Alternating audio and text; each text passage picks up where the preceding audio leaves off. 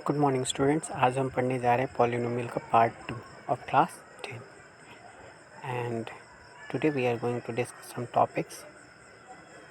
First we will discuss relationship between zeros and coefficients of a quadratic polynomial. Second, finding zeros of a quadratic polynomial using factorisation method. Third, how to verify the relationship. And fourth, relationship between zeros and coefficient of a cubic polynomial. Let's start. तो start करते हैं relationship between zeros and coefficient of a polynomial. तो last class में हमने सीखा था zeros क्या होता है और कोफिशिएंट क्या होता है। आज इन दोनों के बीच में हम रिलेशनशिप देखेंगे। तो consider quadratic polynomial p x equal to 2x² minus 8x plus 6। एक क्वाड्रेटिक पॉलिनोमियल कंसीडर करते हैं। अब इसमें हम 2 कॉमन ले सकते हैं, तो 2 कॉमन ले लेते हैं। 2 कॉमन लेने के बाद हमें क्या मिलेगा, x² माइनस 4x प्लस 3। और मैं सपोज करता हूँ कि आपको फैक्टराइजेशन आता होगा। अब -4x जो है उसको मिडिल टर्म स्प्लिटिंग मेथड से फैक्टराइज करना है, तो इसको ब्रेक करेंगे। तो इसको ब्रेक करके क्या लिख सकते हैं, -3x माइनस x प्लस 3। ठीक है। उसके बाद x कॉमन लेंगे तो x माइनस 3 हो जाएगा, फिर -1 कॉमन लेंगे तो x माइनस 3। एंड फैक्टराइजेशन करने के बाद हमें मिलेगा 2x minus 3 and x minus 1।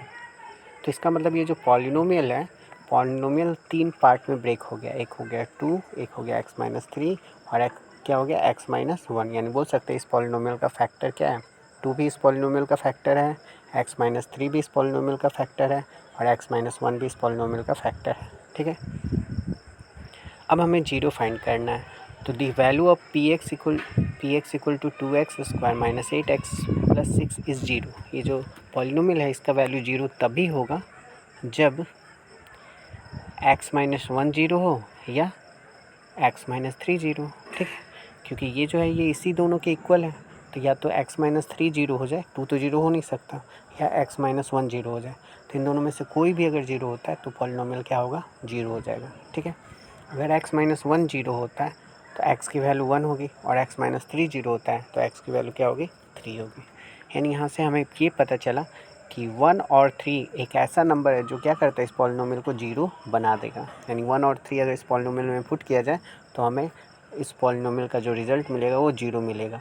Hence the zeros of 2x² minus 8x plus 6 are 1 and 3। ठीक है। आगे देखते हैं। तो यहाँ पे 2 बात नोट करने की बात है। पहली बात कि 1 and 3 are the zeros of 2x² minus 8x plus 6, है ना।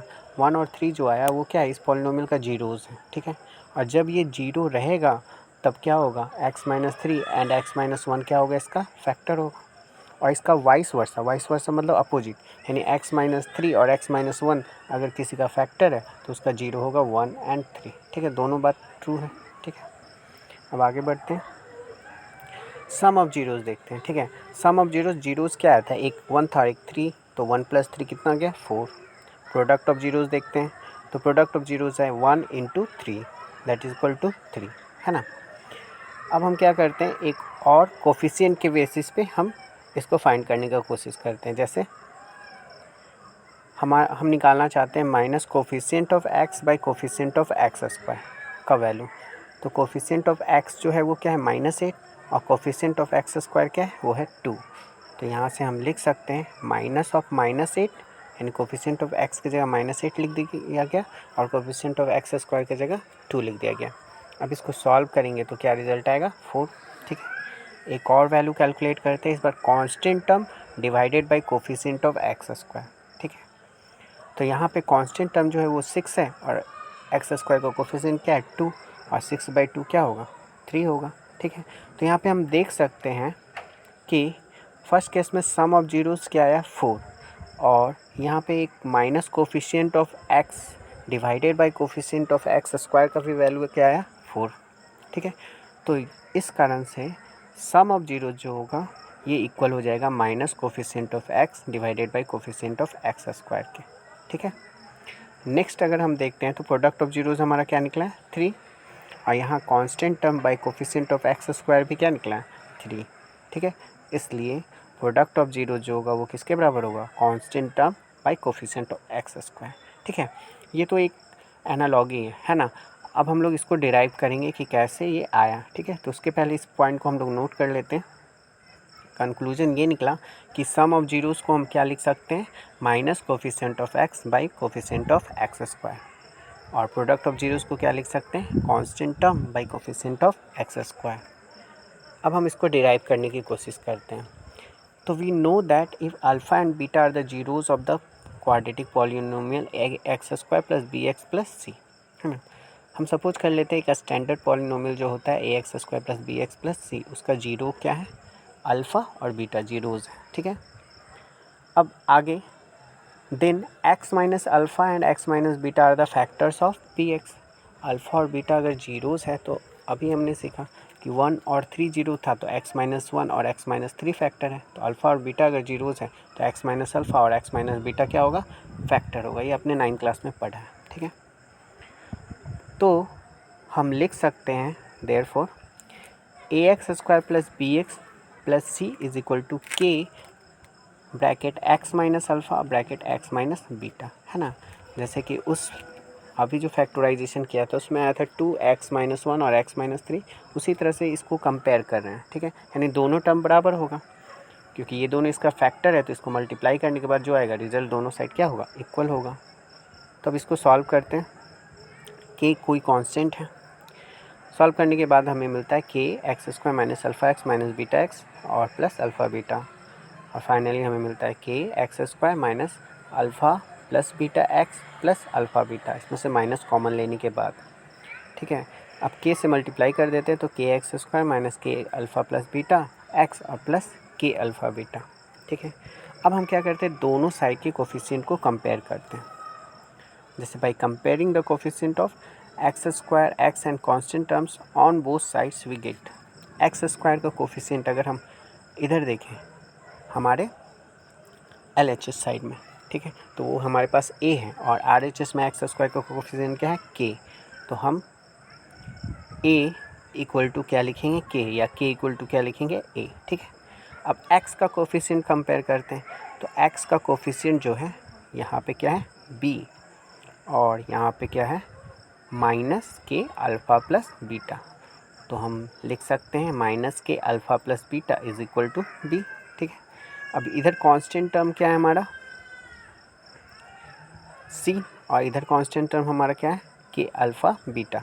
तो इसलिए हम लिख सकते हैं k alpha beta equal to c, ठीक है। इसको इक्वेशन 1 मान लेते हैं, इसको 2, इसको 3। तो फ्रॉम 1 एंड 2 के की वैल्यू a है तो हम क्या कर देते हैं, पुट कर देते हैं minus k alpha plus beta equal to b में हम माइनस के की वैल्यू, के की जगह क्या रख देते हैं, a। तो हमें मिलता है minus a alpha plus beta b, और इसलिए alpha plus beta equal to आ जाएगा माइनस b बाई ए, है ना।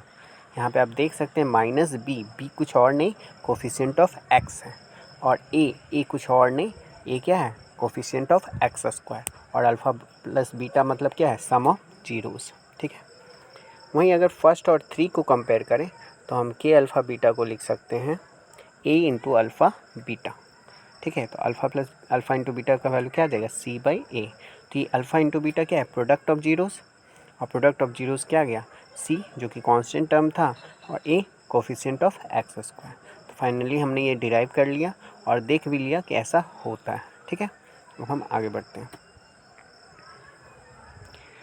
नोट करने वाली बात ये है कि if alpha and beta are the zeros of a polynomial p x, then p x is equal to k x square minus alpha plus beta x plus alpha beta, है ना। यानी अल्फ़ा और बीटा जिस polynomial का zero होगा उसको हम लिख सकते हैं पी एक्स के bracket x square minus alpha plus beta x plus alpha beta, या के इक्वल टू अगर 1 ले लें, मोस्ट ऑफ द केस में हम यही करते हैं, ठीक है। तो हम लिख सकते हैं p x equal to x square minus alpha plus beta x plus alpha beta, है ना। तो यहाँ पे हम क्या करते हैं, हम लोग ये जो ग्रीन कलर से हाईलाइटेड है उसी वैल्यू को हम ज़्यादा यूज़ करते हैं, लेकिन वहाँ पे के की वैल्यू क्या ली गई है, 1, ठीक है। तो फार्मूला हम डायरेक्ट इसको पुट कर सकते हैं। अगर हमारे पास सम ऑफ जीरोज़ और प्रोडक्ट ऑफ जीरोज़ पता है तो इस फार्मूले से हम डायरेक्ट पॉलिनोमियल निकाल सकते हैं। एग्ज़ाम्पल, ठीक है। तो हम कुछ एग्ज़ाम्पल सॉल्व करते हैं। तो find the zeros of the quadratic polynomial x square plus 7x plus 10 and verify the relationship between the zeros and the coefficients. तो हम सबसे पहले क्या करते हैं, हम जीरोज़ फाइंड करते हैं, उसके बाद वेरीफाई करेंगे। तो जीरोज़ फाइंड करने के लिए कुछ नहीं, फैक्टराइज करके जीरो से इक्वेट करना रहता है, ठीक है। तो find the zeros of x square plus 7x plus 10, इसको इक्वेट करेंगे जीरो से और उसके बाद क्या करेंगे, फैक्टराइज। तो 10 को ब्रेक करके हम क्या लिख सकते हैं, 5x प्लस 2x, है ना। फैक्टराइजेशन आता होगा मिडिल टर्म स्प्लिट करके, और इसमें से x अगर हम कॉमन लेंगे तो x प्लस 5 और 2x प्लस 10 में से 2 कॉमन लेंगे तो x प्लस 5, यानी फाइनली x प्लस 5 कॉमन आ गया और x प्लस 2 बचा इक्वल टू 0, ठीक है। तो इसलिए हम लिख सकते हैं x प्लस 5 इक्वल टू 0 और x प्लस 2 इक्वल टू 0, है ना। दोनों का प्रोडक्ट जीरो है, यानी दोनों में से कोई एक जीरो होगा या दोनों भी जीरो हो सकते हैं, तभी ये जीरो पॉसिबल है। तो x प्लस 5 इक्वल टू 0 होगा या x प्लस 2 जीरो होगा। तो x प्लस 5 जीरो होगा तो x की वैल्यू क्या आ जाएगी, -5, और x प्लस 2 जीरो होगा तो x की वैल्यू क्या आ जाएगी, -2, ठीक है। अब अगर आगे बढ़ते हैं हम, तो हमें ये पता चल चुका है कि -2 and -5 are the zeros of x square plus 7x and plus 10, ठीक है। तो अब वेरिफिकेशन देखते हैं, जीरोज़ फाइंड कर लिया हमने, अब वेरिफिकेशन देखते हैं।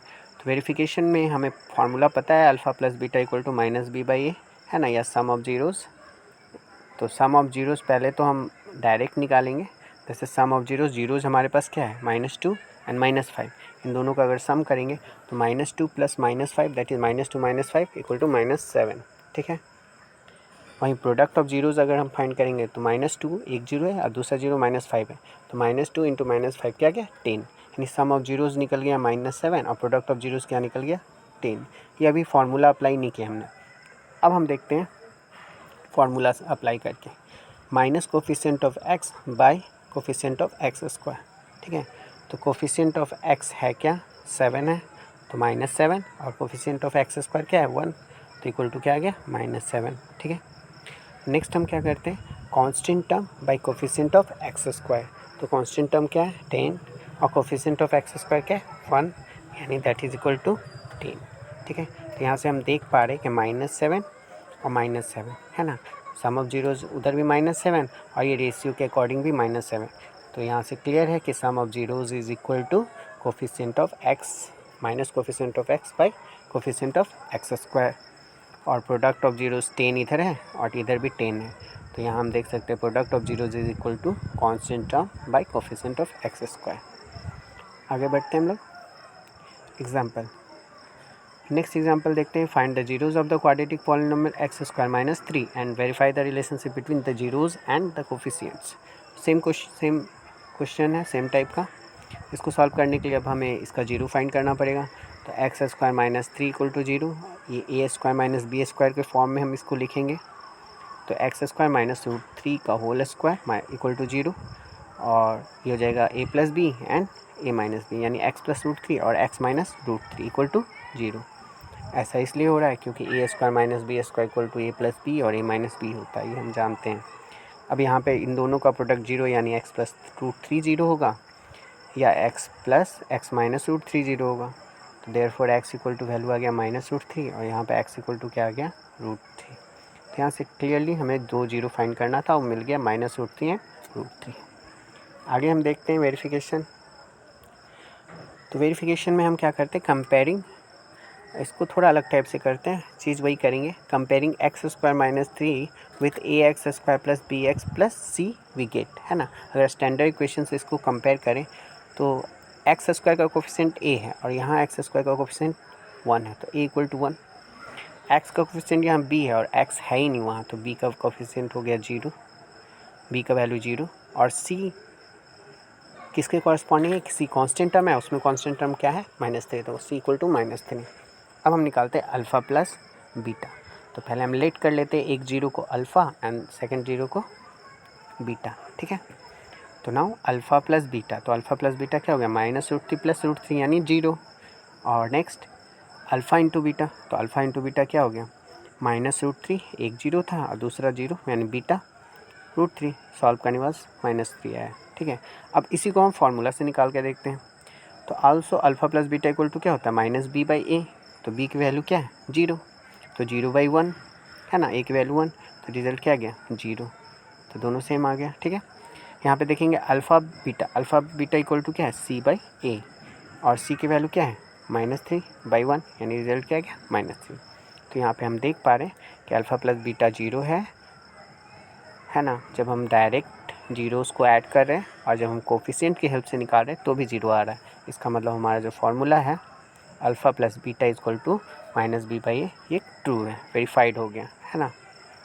उसी तरह यहाँ पे देख रहे हैं तो प्रोडक्ट ऑफ जीरो यानी अल्फ़ा इंटू बीटा -3 और alpha into beta equal to c/a coefficient की हेल्प से निकाले तब भी -3, तो यहाँ पे दोनों क्या गया सेम आ गया, इसलिए alpha into beta equal to क्या गया c/a, वेरीफाइड हो गया। आगे बढ़ते हैं हम लोग, नेक्स्ट एग्जांपल देखते हैं। Find the zeros of the quadratic polynomial this, है ना। इसमें सिर्फ जीरोज़ फाइंड करना है, कुछ नहीं करना है, हमें क्या करना होगा फैक्टराइज करना होगा। तो जीरोज़ फाइंड करने के लिए 3x² प्लस 5x - 2, तो इसको हम जीरो से इक्वेट कर देते हैं, फिर फैक्टराइज करेंगे। तो 3 × 2 6 को ऐसे ब्रेक करना है कि माइनस करने पे क्या है 5, यानी 6 - 1 यानी 6x - x। तो 5 को स्प्लिट करके कैसे लिखेंगे 5x को 6x - x - 2।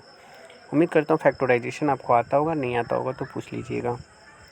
अब इसमें से 3x कॉमन लेंगे तो x + 2 और -1 कॉमन लेंगे तो x + 2 इक्वल टू 0, और x + 2 फाइनली इन दोनों में से कॉमन लेने के बाद हमारे पास बचेगा 3x - 1 इक्वल टू 0, यानी हम कह सकते हैं कि x + 2 इक्वल टू 0 और 3x - 1 इक्वल टू 0। तो x की वैल्यू क्या आ गई -2, और यहाँ x की वैल्यू 3x की वैल्यू 1 और x की वैल्यू 1/3। तो therefore -2 and 1/3 are the zeros of 3x² plus 5x - 2। यहाँ पे नोट करने वाली बात ये है कि ये दोनों जीरोज़ है इस पॉलिनोमियल का, अगर है तो x + 2 और 3x - 1 इसका फैक्टर होगा, और अगर x + 2 और 3x - इसका फैक्टर है तो -2 और 1/3 इसका क्या होगा जीरोज़ होगा। ठीक है, तो ये दोनों अपोजिट हैं। ठीक है।